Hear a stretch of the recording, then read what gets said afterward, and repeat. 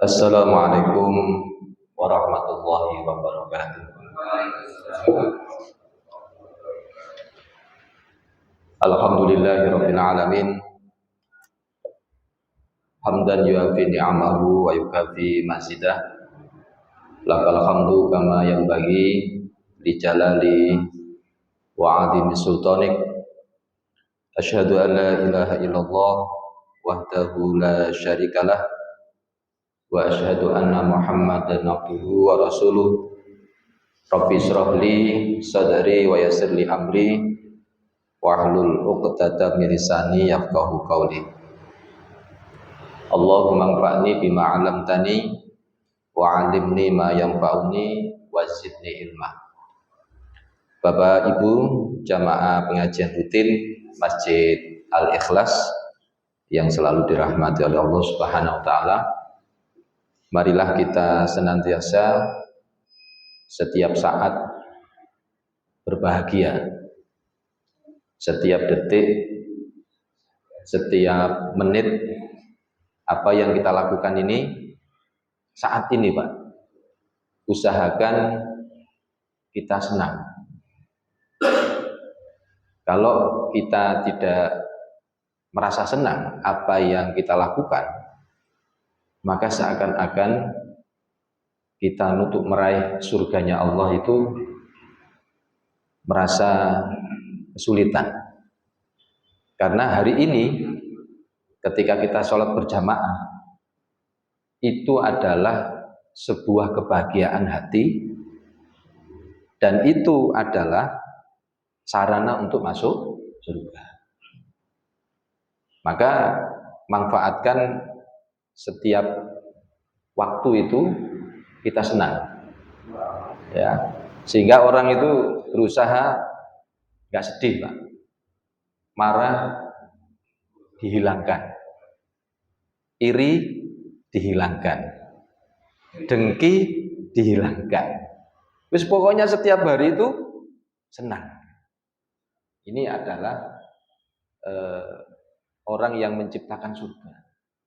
Mudah-mudahan kita ini, Allah memberikan kepada kita ini kemudahan di dalam meraih surganya Allah dengan amal soleh. Amin ya rabbal alamin. Salawat beriring salam semoga tetap tercurahkan kepada Nabi Muhammad Sallallahu Alaihi Wasallam.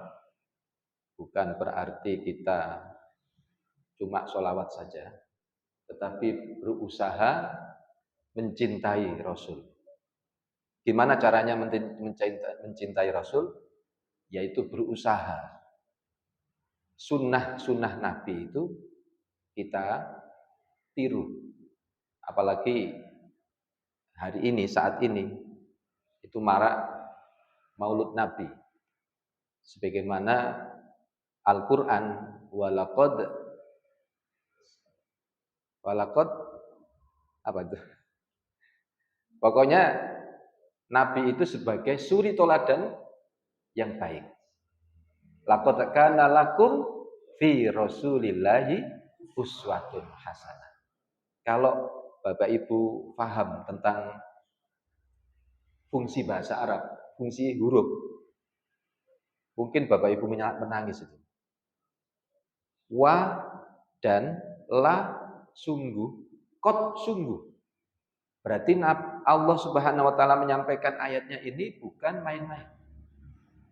Dan sungguh karena ada lakum bagi kalian fi Rasulillahi, di dalam diri Rasulullah uswatun hasanah, yaitu apa? Suri toladan yang baik.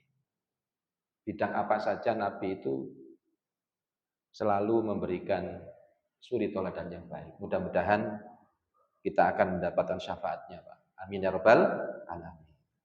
Nah, pada kesempatan malam hari ini, kemarin sudah saya sampaikan sholat sunnah. Sholat sunnah itu ada, saya ulangi lagi sebentar. Sholat sunnah itu dibagi menjadi dua macam. Ya, yakni ada namanya sholat sunnah muakkadah. Kemudian yang kedua, sholat sunnah ghairu muakkadah. Supaya ini ingat lagi. Kalau muakkadah itu apa, Pak? Sholat sunnah yang ditekankan oleh Nabi. Sehingga Nabi itu melakukan itu kontinu. Ya. Sedangkan sholat sunnah ghairu muakkadah pernah dilaksanakan Nabi, tapi tidak inten, nggak selalu. Ya. Di antaranya sholat sunnah muakkadah itu sholat sunnah rawatib. Apa itu? Sholat rawatib itu namanya kontinu. Namanya di dekat tempat rawatib itu kontinu. Sholat sunnah rawatib itu kontinu. Nah, di antaranya adalah yaitu sholat 2 rakaat sebelum subuh, 2 rakaat sebelum zuhur, 2 rakaat sesudah zuhur, atau sesudah Jumat. Kalau sebelum Jumat tidak ada. Setelah Jumat. 2 rakaat sebelum asar, 2 rakaat sesudah maghrib, dan 2 rakaat sesudah isya. Nah, ini. Ya. Sebelum asar, 2 rakaat sebelum asar. Ya. Nah, makanya ini saya sampaikan di hadisnya ada. Karena kemarin sudah sampaikan ya. Ya. Ada yang muakkadah dan ada keputusan majelis tarjih yang terakhir itu khusus, Pak. Itu adalah membahas tentang sholat sunnah rawatib yang sebelum asar ada. Itu dibahas di majelis tarjih. Maka di sini dimasukkan di sholat muakkadah, yaitu 2 rakaat sebelum asar, 2 rakaat sesudah maghrib, dan 2 rakaat sesudah isya. Jumlahnya ada berapa? 12. Ya. Sesuai dengan Ibnu Umar, hadisnya dari Ibnu Umar berkata, berarti hadis riwayat An-Nasa'i, Hakim, Baihaqi. Nah, kemudian sholat sunnah ini lebih utama dilakukan di rumah. Ya. Meskipun boleh juga dikerjakan apa? Di masjid. Karena Nabi itu beberapa kali terlihat melaksanakan di masjid, Pak. Tapi dalam keadaan musafir, maka tidak disunahkan untuk sholat sunnah rawatib. Kecuali apa, Pak? Sholat sunnah fajar. Nggak pernah ditinggalkan. Sedangkan kalau ketika musafir itu meninggalkan yang lain. Kalau sholat sunnah fajar dan witir nggak pernah ditinggalkan walaupun musafir. Nah, kemudian sholat sunnah ghairu muakkadah. Adapun sholat sunnah ghairu muakkadah itu antara lain apa, Pak? Sholat sunnah 4 rakaat sesudah zuhur. Saya ulang lagi, 4 rakaat sesudah zuhur, termasuk sesudah sholat Jumat 4 rakaat. Ya. 4 rakaat sebelum asar. Ini ghairu muakkadah.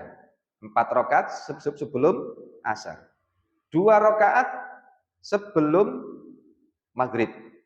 Dan 2 rakaat sebelum isya. Ya. Meskipun tidak ada hadis yang menyebutkan secara spesifik bahwa Nabi itu mengerjakan 2 rakaat sebelum sholat isya. Namun karena ada dalil umum yang menyatakan bahwa baina kulla adzaini sholatun salasan liman sya'a, antara tiap 2 azan itu ada sholat yang diulang sampai 3 kali bagi siapa yang mau saja.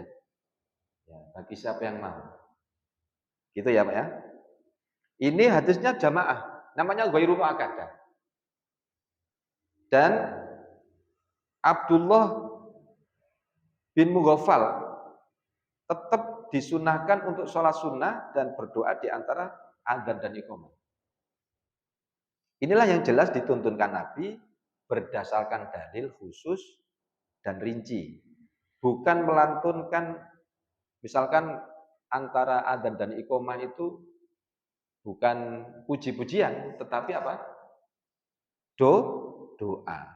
Ya, ini disampaikan ini. Nah, kemudian yang diharuskan diingat bahwa tidak ada sholat sunnah rawatib sebelum Jumat. Sebelum Jumat tidak ada sholat rawatib. Tetapi yang ada hanyalah apa? Sholat mutlak. Pokoknya habis tahiyatul masjid, kemudian jenengan kepingin sholat 2 rakaat lagi, sholat 2 rakaat lagi, pokoknya khotib belum naik mimbar. Sholat saja 2 rakaat, salam lagi 2 rakaat, itu namanya sholat mutlak. Nah ini seperti itu. Ini hadis riwayat Al-Bukhari dari Salman Al-Farisi. Nah ingat, tidak boleh sholat 2 rakaat setelah sholat subuh. Sholat subuh itu nggak boleh. Apapun sholat itu nggak boleh habis subuh. Dan setelah asar hingga tergelincirnya matahari, karena memang tidak ada dalil yang apa-apa yang kuat tentang sholat sunnah rawatib setelah 2 waktu tersebut. Maka Nabi itu